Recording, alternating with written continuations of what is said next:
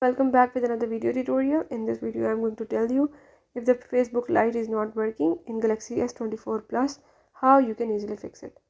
So if you're facing the problem related to the Facebook Lite, I will show you all the steps. You have to follow them and by then you will be able to fix it. Before that, don't forget to subscribe my channel and press the bell icon. Let's watch the video.